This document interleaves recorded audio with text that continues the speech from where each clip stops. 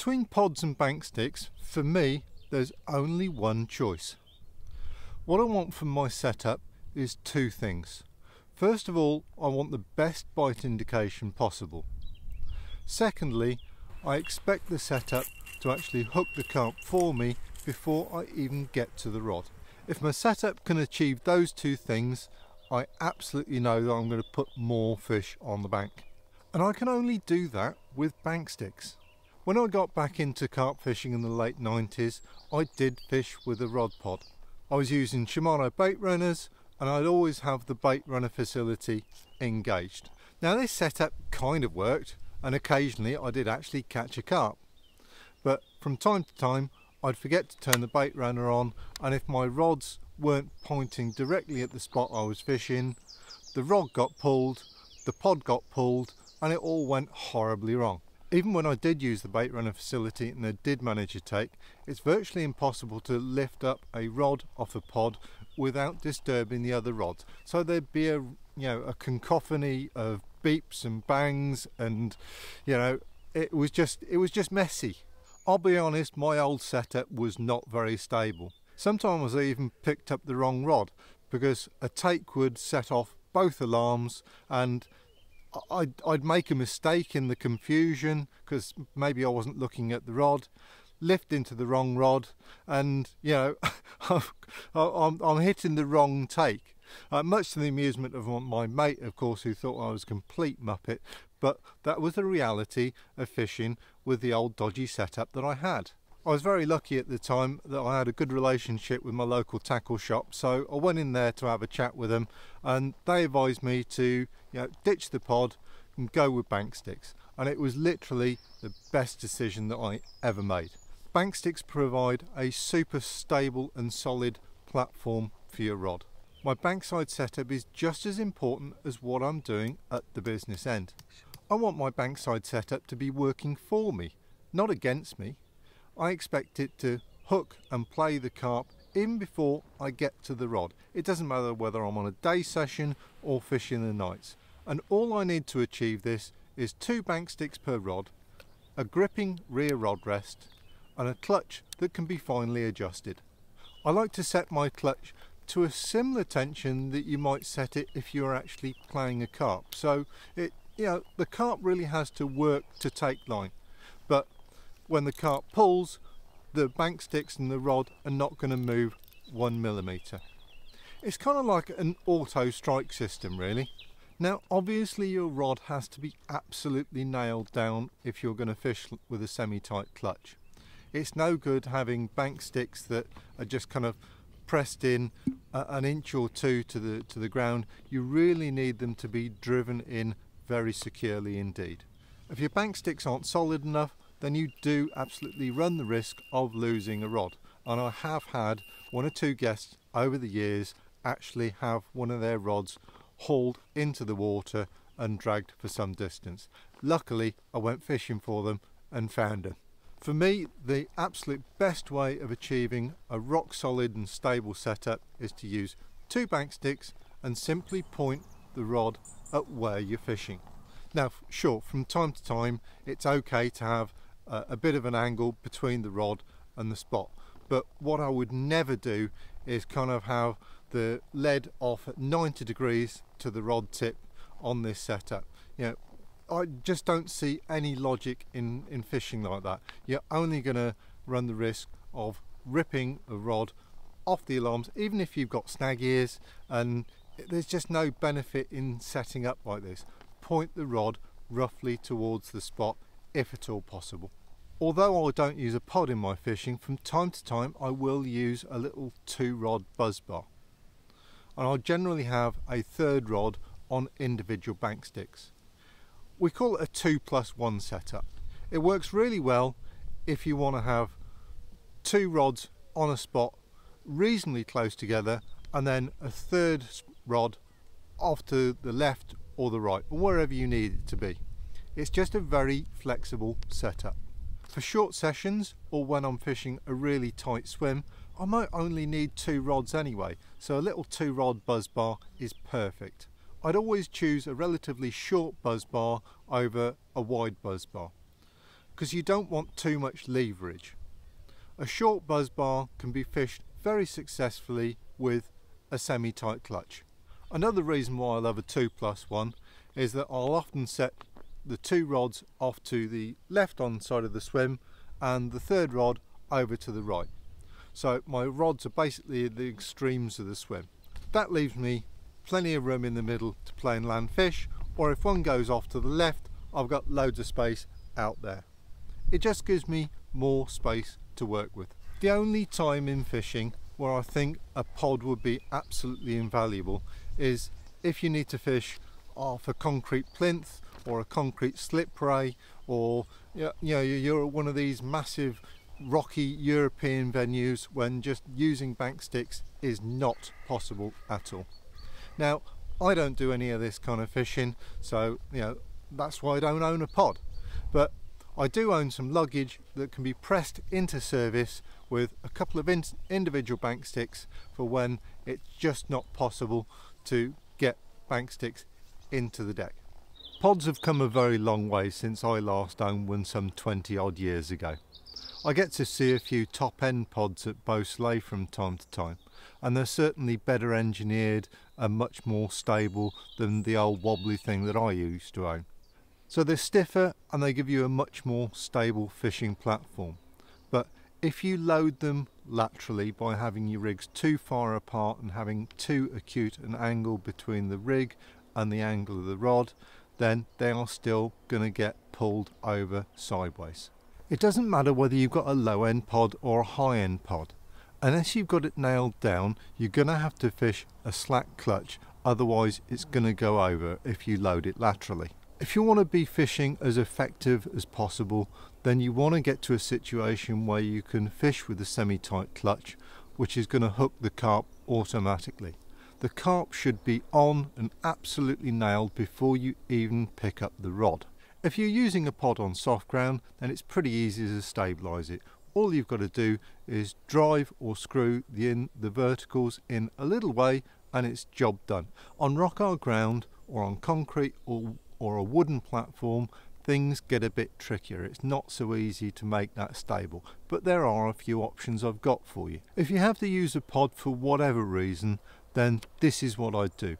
I'd limit the pod to only have 2 rods each, and I'd limit the angle that you put between the rigs, and I'd set the pod at a halfway compromise angle between the two. So you've got the pod going down there, rod slightly off to the right, the left one going slightly off to the left. That way it minimises the angle between the rods.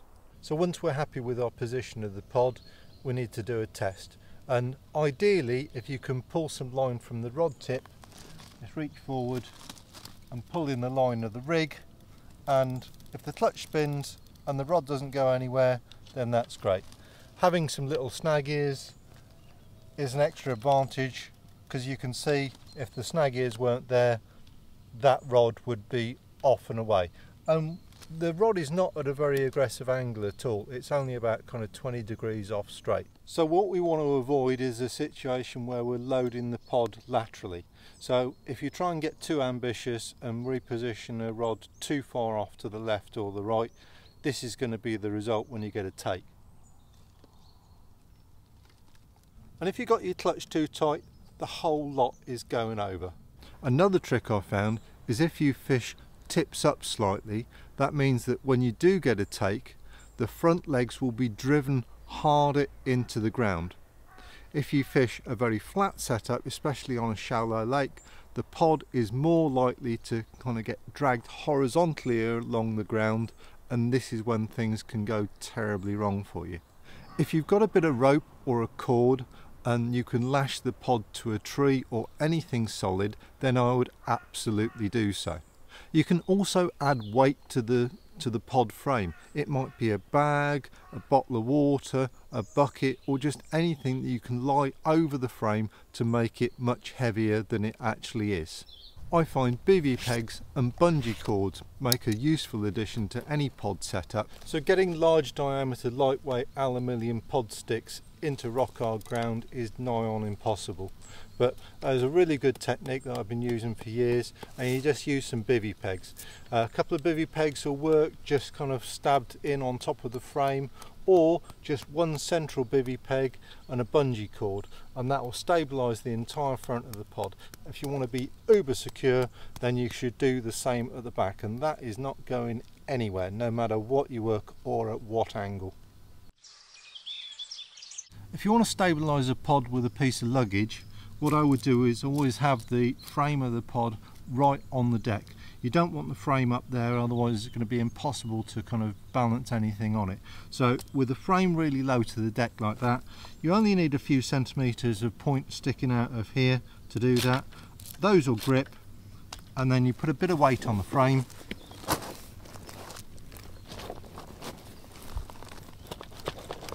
And that's not going anywhere. And I can even get into this bag if I ever need to. No matter what changes you make to the setup, you've got to test the effectiveness of your work. And to do this, you hold the line and give a short, sharp pull away from the reel, along the line of the angle of the rod. And it's no good putting the other hand on the rod while you're doing this. You want to test the setup as it's going to function in a proper fishing situation. If the rod doesn't move and the pod doesn't move, then you've got a really effective way of going fishing, and it's going to hook those carp before you go anywhere near the rod yourself. It should then just be a question of walking up to the rod, lifting it off the pod, winding down and connecting with the fish. There's no striking, it's just a gentle lift to take up the slack, and then it's game on. One of the reasons why you might be a bit kind of put off by the idea of fishing individual bank sticks is that they're not always the easiest thing to get into hard ground, but there are a few tools and there are a few tricks. There are plenty of bank sticks available nowadays that have got a screw point. It's an auger style point, and they will literally screw into the very hardest of grounds. Something else that I own is an auger tool which will screw into the bank, and it basically drills a hole for me. Once I've drilled my hole, I can then take my bank stick and push or tap it in. Now, over the years I've collected a whole range of bankware from different companies. I've got stainless, aluminium carbon, all sorts. So one trick I use is just to travel with one solid stainless bank stick, use that to make the holes to take my lighter aluminium bankware. Now sure, getting your mallet out to thwack bivvy pegs or bank sticks into the ground on a busy day ticket water is really bad form. You're not going to win any friends by doing this. But as long as I'm not disturbing any anglers, and more importantly, as long as I really believe that there's no way that I'm going to spook fish from doing it, then yes, from time to time I will travel with a rubber mallet and give them a little tap to make sure that they are absolutely solid. Individual bank sticks offer so much more freedom to a pod. I was fishing a swim on the river this year, and I'm fishing a steep rocky slope, and I do not want all my rods concentrated in one spot. The best and safest way to fish a marginal slope like this is to actually space the rods out 10 meters apart so that the line is going directly down to the rig. If I put them all in one spot, I'd have 3 lines travelling over a large distance, and the chance of it pinging a rock off a rock and being cut through with zebra mussels etc. on the take was just much higher. So having the ability to space rods out and fish appropriately to the situation is a massive edge. At my own lake, I'll often have one rod out of one swim, so I'm basically fishing 3 swims simultaneously. Now obviously it depends on the configuration of a lake as to whether this is even possible or a good idea, but at my lake it's a great idea. It means I can safely and effectively fish from one end of the lake to the other from one central swim, and I simply could not do that with a pod. During the winter I do a lot of long sessions, but during the summer I do a lot of short sessions. I need to keep my angling light and mobile, and I find that 6 bank sticks, and bank sticks are lighter, more compact and actually quicker to set up than a big bulky pod. As a result of fishing loads of different swims and loads of different lakes and rivers over the years, I do have a large collection of bank sticks for sure. I've got long ones, short ones, medium length ones, different materials, different weights, different thicknesses, different point types, lots. If you're looking to invest in a set of bank sticks, the one thing I would say is that stainless steel are fantastic, but they are very heavy. Aluminium ones are great, but if they don't have a stainless steel point, then they might not last very long. So stainless tipped is great, lightweight aluminium great, maybe some stainless for if it depends what waters you're fishing. You've got to choose something that's going to meet your needs, and then when you move onto other waters, you might need something else. That is the only downside with bank sticks. You might have to have a few of them. But I think you're going to run into the same situation with a pod. Pods come in all sorts of different shapes and sizes, mini pods, massive pods that are able fishing tips up. One pod is not going to suit all situations either. When I first set out to make this video about pods for bank sticks, I was really sure that bank sticks were absolutely the only way to go, and that pods were not a very good all-round solution. But actually, in making this video, I kind of see the point of a pod sometimes, and that they can really suit some people's fishing. So it really is personal preference at the end of the day, but if you are going to use a pod, then go the extra mile and weigh it down and stabilise it better, and follow the tips in the video to do this. If you've enjoyed this video and would like to continue watching, what follows next is all the tips and tricks that I use for my bank sticks and buzz bar setup, so that you can incorporate those into your fishing to make it the most efficient setup possible. So rod's been assembled, lined up the rings. I've gone with my standard trick running lead system here with a leadless leader. Got the marker rod out. We've had a bit of a cast around.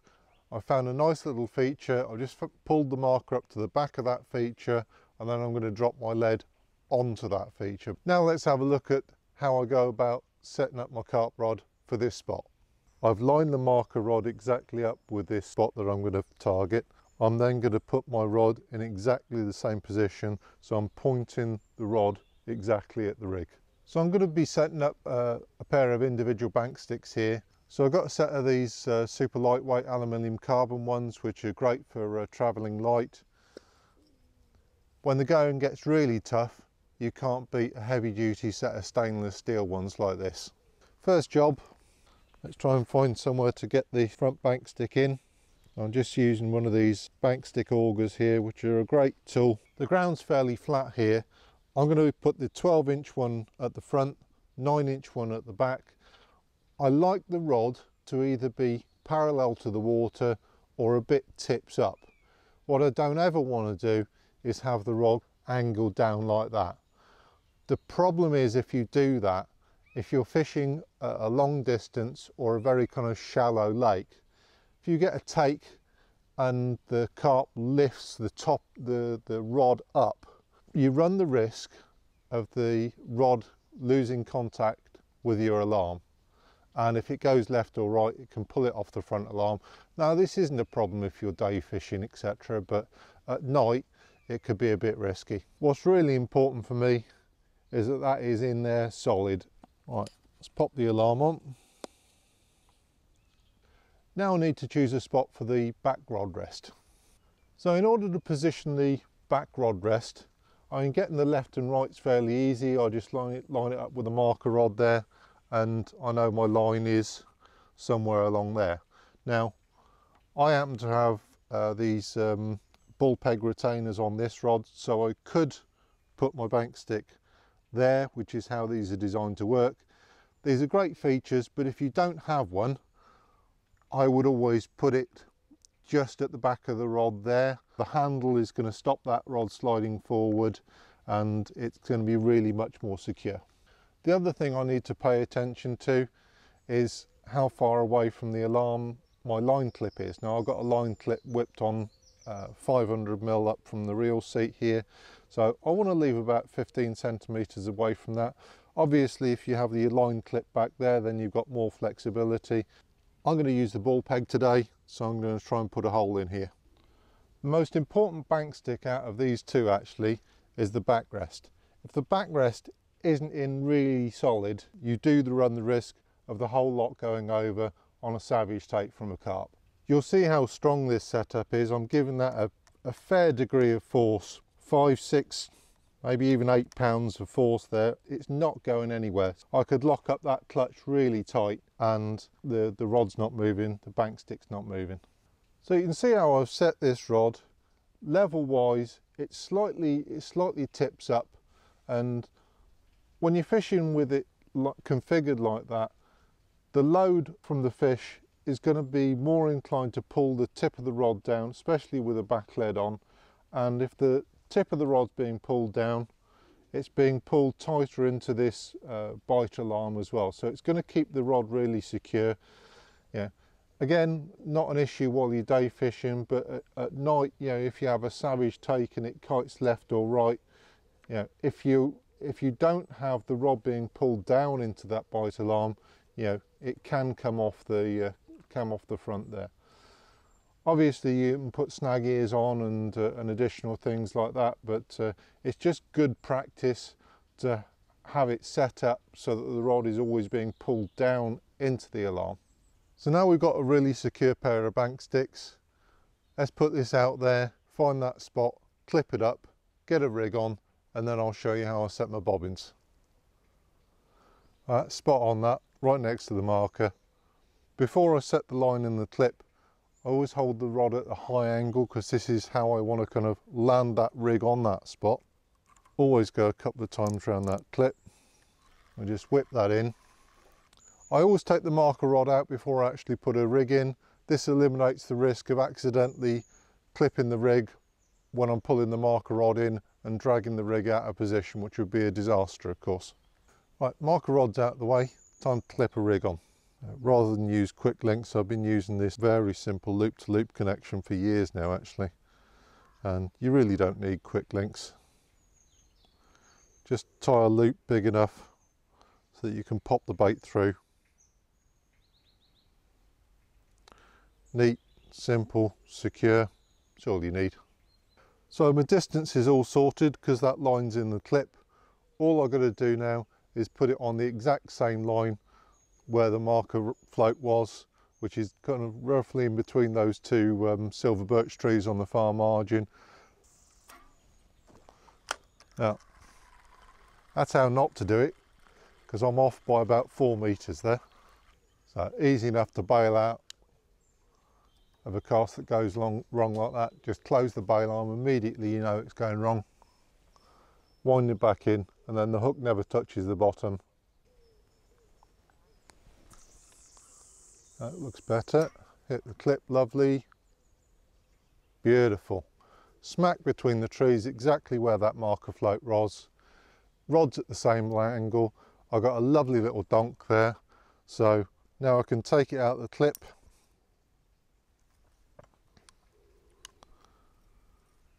And I'm just going to clip a back lead on that as well.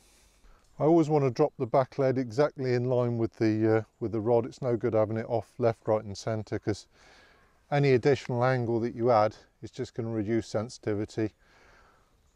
Then I offer up to the alarms. I see the angle that the line's going down from the tip. If I want to change that a bit, just raise that rod and make it a bit shallower. Slacken the clutch a little, not too much. Rod goes securely on the back rod rest like that. We're on the front. Next thing I want to do is set the clutch. No matter where I'm fishing, I always fish with a semi-tight clutch. I'm not touching the rod at all.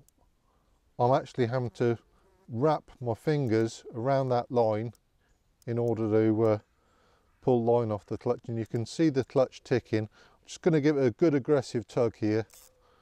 Yeah, no issues whatsoever with that. Just wind that back on to take out any line twist that I might have added there. Yeah, so it's really, really secure. That's going to help us in so many ways. When the fish picks up the lead's going to help hook itself.